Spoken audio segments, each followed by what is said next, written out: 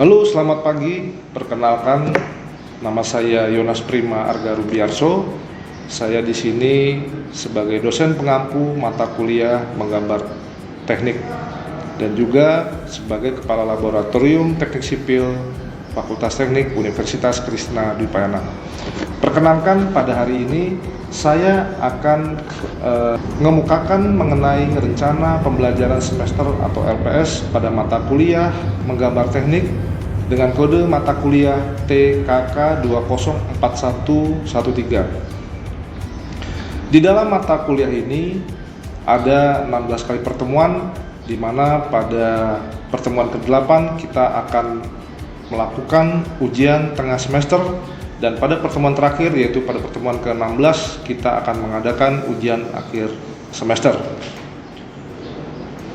Pada minggu pertama dalam mata kuliah ini kita akan mempelajari mengenai peralatan menggambar teknik, format kertas gambar, standar menggambar, mengenal garis dan huruf, skala gambar, kop gambar, notasi ukuran dan keterangan gambar, simbol material pada gambar, elevasi dan dimensi, serta proyeksi.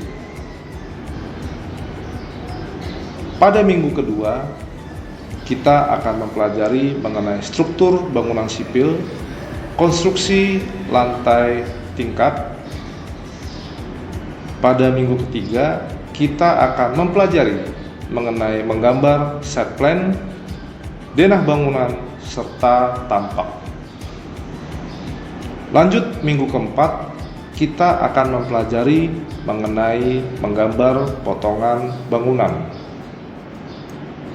Minggu kelima, kita mempelajari mengenai elemen struktur atas yang terdiri dari elemen vertikal yang berupa kolom dan sirwall, serta elemen horizontal yang berupa balok dan plat lantai. Pada minggu ke-6, kita mempelajari mengenai elemen struktur bawah, yaitu mengenai fondasi. Pada minggu ke-7, kita mempelajari mengenai konstruksi kuda-kuda berjaringan, konstruksi kuda-kuda kayu, dan konstruksi atap. Seperti saya jelaskan di awal tadi, di dalam minggu ke-8 ujian tengah semester akan dilaksanakan. Minggu ke-9 kita mempelajari mengenai konstruksi dinding bata ringan, jendela, dan pintu. Minggu ke-10 kita mempelajari mengenai konstruksi anak tangga, plat bordes, serta railing. Minggu ke-11 kita mempelajari mengenai konstruksi plat lantai, konstruksi plat atap. Minggu ke-12 kita akan mempelajari mengenai konstruksi plafon serta konstruksi perangkat plafon yang mendukungnya. Di minggu ke-13 kita mempelajari mengenai pekerjaan mekanikal serta pekerjaan elektrikal.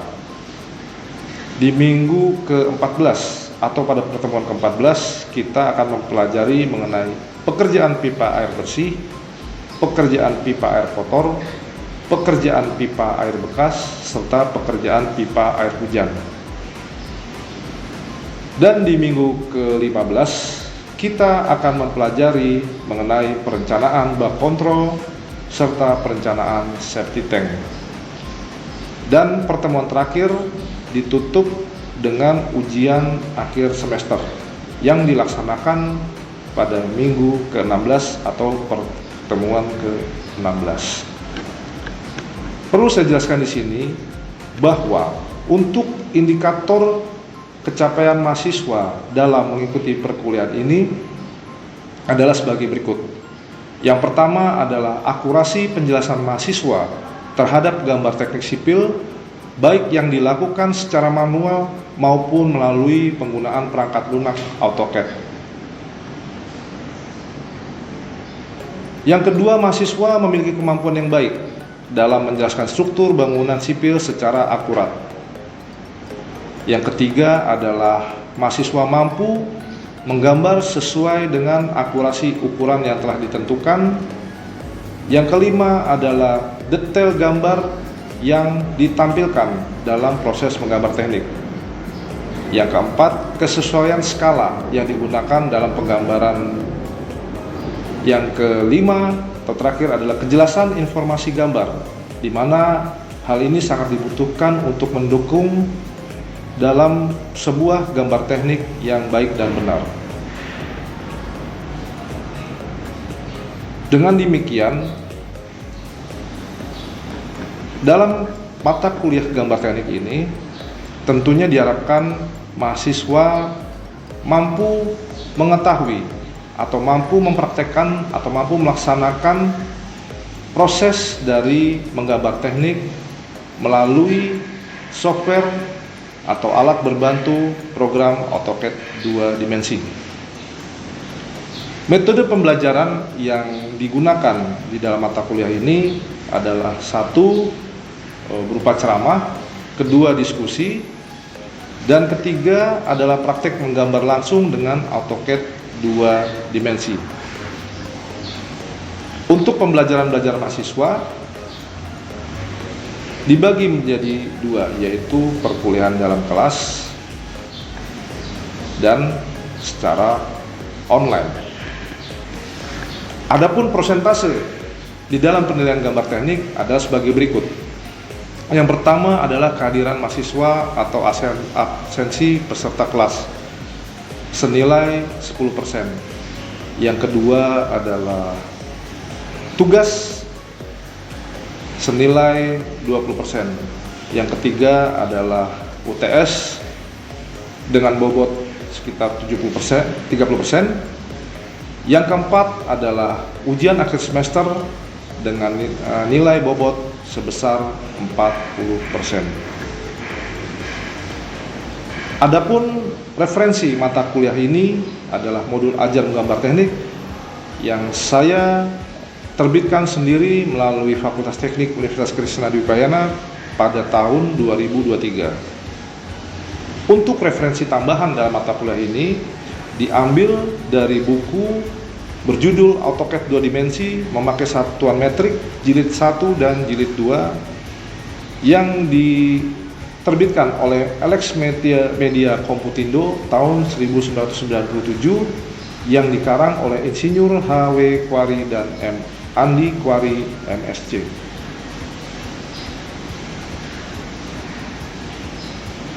Deskripsi singkat mata kuliah ada sebagai berikut. Mata kuliah menggambar teknik adalah studi tentang pembuatan gambar yang memenuhi standar yang telah ditetapkan dalam gambar teknik. Kursus ini membahas mengenai teknik mulai dari alat penggunaan gambar teknik, penciptaan sketsa, hingga penggambaran berbagai jenis huruf dan garis yang sesuai dengan standar. Pelajaran juga mencakup konstruksi geometris, sketsa teknik, serta detail bentuk. Selain itu, materi kursus meliputi proyeksi, pandangan majemuk, gambar pandangan potongan, dan tambahan. Mata kuliah ini juga mengajarkan tentang cara menentukan dimensi, toleransi, serta konfigurasi permukaan dalam gambar, serta menyederhanakan ulir, pengikat, dan pegas. Dilengkapi dengan praktikum yang menggunakan teknik konvensional serta modern dengan perangkat lunak AutoCAD. Demikian pembahasan dari saya mengenai materi rencana pembelajaran semester dalam mata kuliah gambar teknik. Untuk selanjutnya, video mengenai perkuliahan di dalam kelas secara offline dapat kita saksikan berikut ini. Assalamualaikum warahmatullahi wabarakatuh. Oke, selamat siang semuanya. Siap. Oke, selamat siang semuanya. Siap. Apa kabar? Baik. Sipil kuat. Sipil. Mantap. Semangat ya. Ya. Oke, sekarang saya akan membawakan perkuliahan pertemuan kedua ya, setelah kemarin kita melakukan pertemuan pertama tentang kontrak perkuliahan. Jadi di sini Yang pertama adalah membahas mengenai pendahuluan. Jadi di dalam mata kuliah kita ini ada yang namanya pembahasan awal. Jadi agar Anda sekalian mengetahui apa saja yang dapat dipahami dari perkuliahan kita selama 1 semester ini. Oke.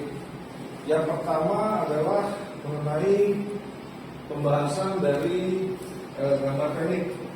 Jadi di sini kita lihat bahwa apa yang dimaksud dengan gambar teknik.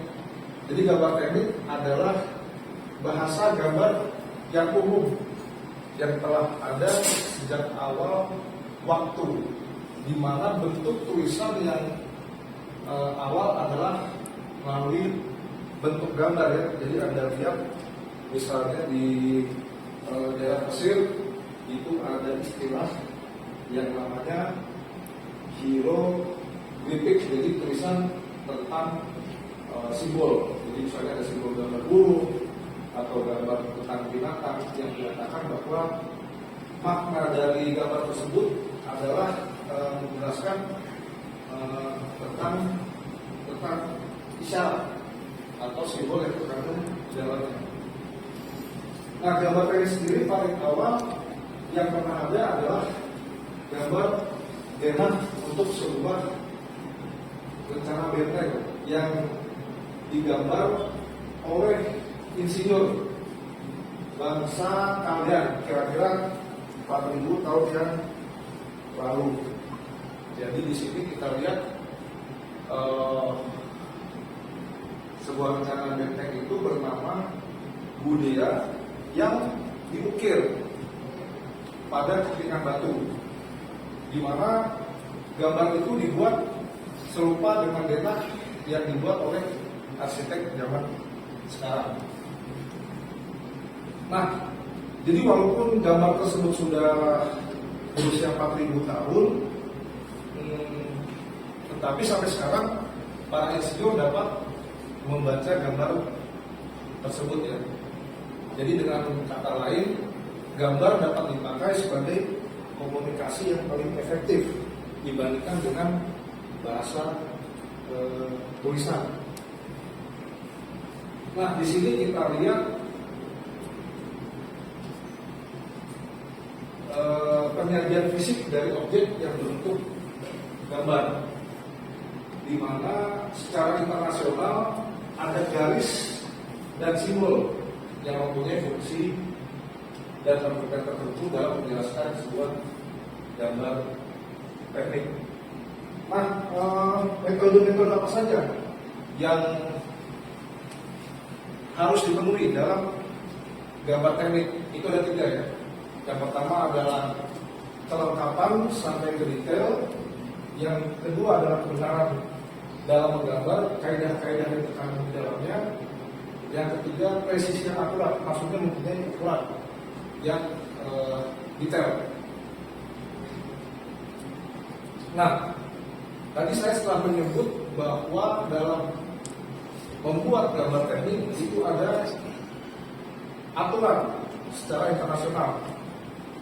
Nah, di sini di dalam dunia internasional, badan internasional yang menangani masalah normalisasi gambar itu disebut sebagai ISO atau International Standard Organization, di mana badan ini mengurusi normalisasi di bidang teknik kecuali listrik dan elektronika. Nah, elektronika ada badan sendiri ya, yaitu AIS milimeter dan seterusnya sampai ke A6, yaitu 4105 mm dikali 148 mm. Kalau Anda perhatikan di sini, lebar dari A0 adalah panjang dari A1. Jadi lebar di kertas paling atas adalah panjang kertas di bawahnya. Nah, di sini Anda lihat A0 841 lebarnya, A1 841 panjang. A2 lebar panjangnya 594 itu didapat dari lebarnya A1 ya, 594. Perlu diingat satuannya adalah milimeter. Nah, dulu sebelum program AutoCAD ditemukan atau familiar, itu dulu gambarnya pakai itu ya.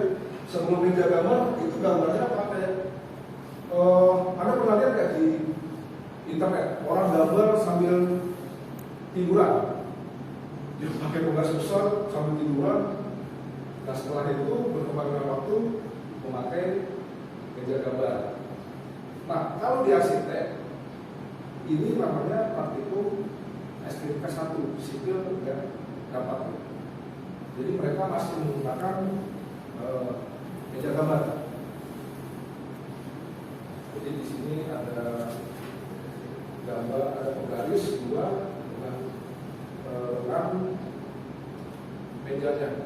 Jadi yang ini bagian yang ini sumbu Y, ini sumbu X. Jadi tinggal diputar di YouTube bisa Anda lihat, tinggal lewat ini. Dan pakai pensil 2B, 2H, 3B, 3A. Pensil ada banyak ya. Nah, dulu memakai pensil gambar. Di sini ada jenis pensil, ini sekedar pengetahuan aja. Jadi jenis pensil itu ada keras, sedang, lunak. Maksudnya itu tingkat itu yang karbonnya. Kalau Anda lihat, nah itu dari keras dari 4H sampai 9H. Ini biasanya di starter. Sedangkan yang sedang ini biasanya digunakan kertas gambar atau karton manila. Nah, yang lunak biasanya digunakan kertas HVS ya, atau korpor kalau melihat. Oke, kita lewati. Yang ini adalah penggarisnya. Kalau Anda bisa lihat penggaris segi 3 yang ada ukuran sentimeter dengan dengan satuan skala 1 cm dengan satuan skala 10 cm. Nah, ini setelah pakai pensil biasanya ada, kalau di CAD itu ada garis tebal tipis ya. Kalau ada nanti di atau ya garisnya tebal semua kan sakit ya. Nah, dulu kalau pakai gambar manual yang pensil itu gambar tipis, garis tipis, sedangkan yang tebalnya pakai Rapilo atau Rotring. Nah, ini untuk menggambar bangunan atau bentuk dari lingkaran kita menggunakan jangka. Nah, ini untuk judulnya nih, ini memakai sablon yang saya bilang di AutoCAD itu teks non dimensi. Nah, ini kalau gambar manual teks non dimensi pakai ini yang Arial ya, kalau yang dimensi simple. Nah, kita lanjut. Jadi dulu penggambaran manual itu selalu pakai garis tepi. Fungsinya apa? Fungsinya pada saat digulung, jadi di ujungnya itu tidak ingat dulu ada tabung, nah dimasukkan jadi tidak robek dulu kertas. Nah, kalau di dalam program AutoCAD ini batas gigi printer ya.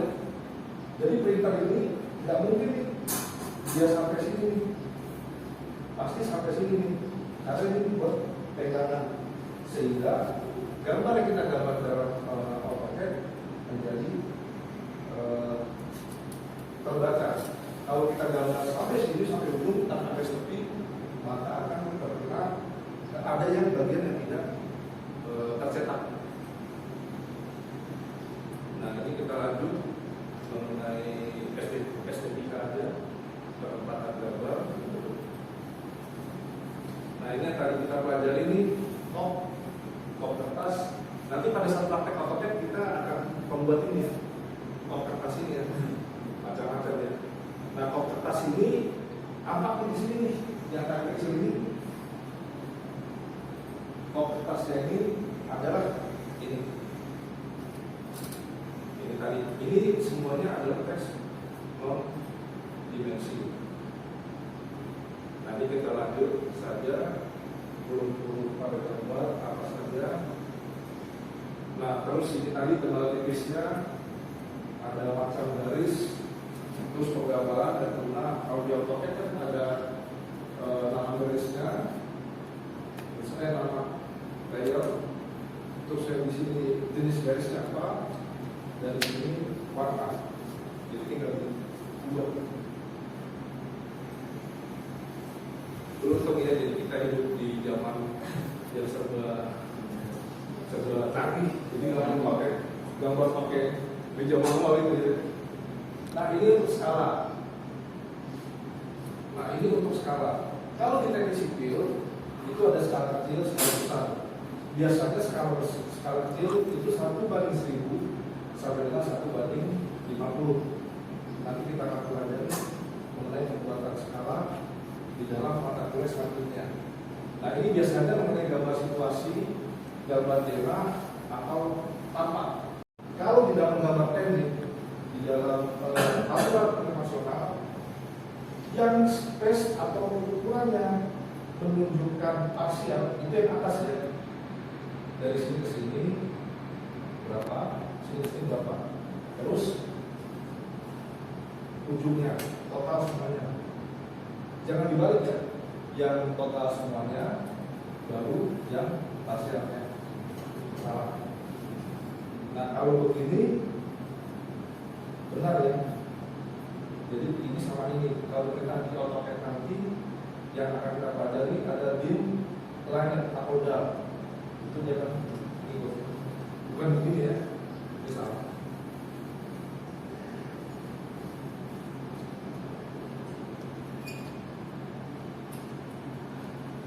Nah, ini juga ada yang betul dan salah. Jadi jangan terlalu ramai ya ngasih ukuran. Ini orang pasar atau mandor nanti yang kita kasih di lapangan akan pusing ini 10 gitu. Nah, gunanya skala nanti kalau misalnya ada ngeprint, misalnya ini skala 1/5, 30 hilang, Anda ukur pakai penggaris 5 cm, berarti ukurannya berapa? 5 kali 5 ya, jadi 25. Itu gunanya skala. Jadi, Pak, kenapa skala itu harus kita gunakan? Kan nggak perlu, Pak. Ngapain pakai skala? Yang penting kan kita tahu dilakukan berapa. Salah. Justru gunanya skala.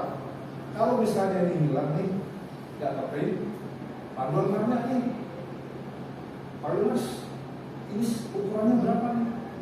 Antara poin 1 dengan poin 2. Ini kita ambil contoh drainase ya. Bahkan kita bingung. Ini 15, ini 15.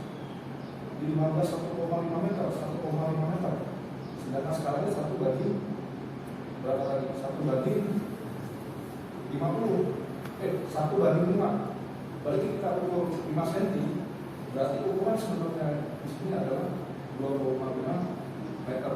5 dikali 5. Jadi pentingnya sekarang nah ini penunjuk ketinggian elevasi nanti Anda pada saat tugas akhir apabila Anda akan mengecek gedung, Anda jangan di crop ya, misalnya desa di crop, Anda lebih bagus dipilih AutoCAD. Jadi ada gambar AutoCAD terus sampingnya ada perencanaan satnya, tinggal import itu lebih enak. Oke, sekian penjelasan dari saya. Ada pertanyaan?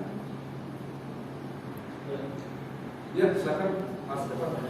Ya. Bertanya, ada berapa macam Pak jenis gambar teknik Pak? Oke, terima kasih, pertanyaan yang bagus sekali ya. Jadi yang pertama adalah yang dikenal di lapangan, yang pertama adalah core design. sebelum kita menggambar itu kita menggambar for design dulu scan. Setelah for design itu ada istilah gambarnya for tender. Jadi setelah for tender, setelah desain, maka proyek itu ditenderkan. Setelah itu gambar turun menjadi for construction, diserahkan ke kontraktor. Nah, pada tahap pembangunan gambar itu berubah menjadi soft drawing. Jadi setelah dibangun soft drawing, setelah selesai pembangunan berubah menjadi gambar as-built drawing. Jadi ada 6 tingkatan gambar teknik. Kalau Anda nanti menjadi konsultan, Anda sampai pada tahap pengerjaan for tender saja. Tapi kalau Anda kontraktor, Anda boleh bekerja dari foton sampai dengan as-built drawing. Kalau Anda bekerja di owner seperti di Sinarmas atau Lipo, Anda wajib tahu semuanya. Tapi Anda harus saya sarankan bekerja nanti di kontraktor dulu supaya jangan dibohongin ya. Kerja kontraktor adalah tempat belajar universitas kehidupan sebenarnya. Oke, bentar lagi. Ya silakan Mas Iqbal. Kira-kira ada berapa sih Pak jenis ukuran pada kertas? Oke, tadi seperti kita bahas di atas ada di sini Mas Iqbal bisa kita lihat ada 6 macam ya. Ada 7, sorry saya salah, ada 7 macam ukuran dari A0, A1, A2, A3, A4, A5. Yang sering dipakai itu A1 dan A3. Kalau nanti Anda perlu jadi project, nanti ada gambar A1 tuh, gambar yang besar sekali, adanya di meja. Jadi di meja pas itu masuk, itu ada di gambar A1. Kalau untuk pelaksanaan lapangan, Anda memakai kertas A3. Cukup ini aja nih, yang Anda hafalkan A1 dan A3. Cukup jelas kan? Masih jelas? Ada lagi? Tanya? Saya ingin bertanya Pak. Oke, silakan. Kan kami sudah zaman modern ya. Iya. Apakah masih diperlukan kayak peralatan gambar seperti yang zaman dulu Pak? Oh, oke. Terima kasih. Pertanyaan yang bagus sekali. Kalau untuk sekarang ini tidak diperlukan Pak, karena kita sudah masuk ke kecepatan ya. Jadi kecepatan akan gambar, kecepatan akan progres, kecepatan akan pembangunan. Kalau memakai meja gambar ini sangat memakan waktu. Tetapi kalau untuk belajar boleh. Untuk belajar, untuk mengetahuinya boleh. Tapi kalau Anda asik, kalau sipil cukup sampai cat aja ya. Oke, itu aja. Ya, terima kasih Mas Alvin. Oke, cukup ya sampai sini. Oke, terima kasih atas hadiran kalian semua. Semoga pengajaran pada sore hari ini, siang hari ini bermanfaat bagi Anda sekalian. Akhirnya saya tutup. Terima kasih. Selamat sore.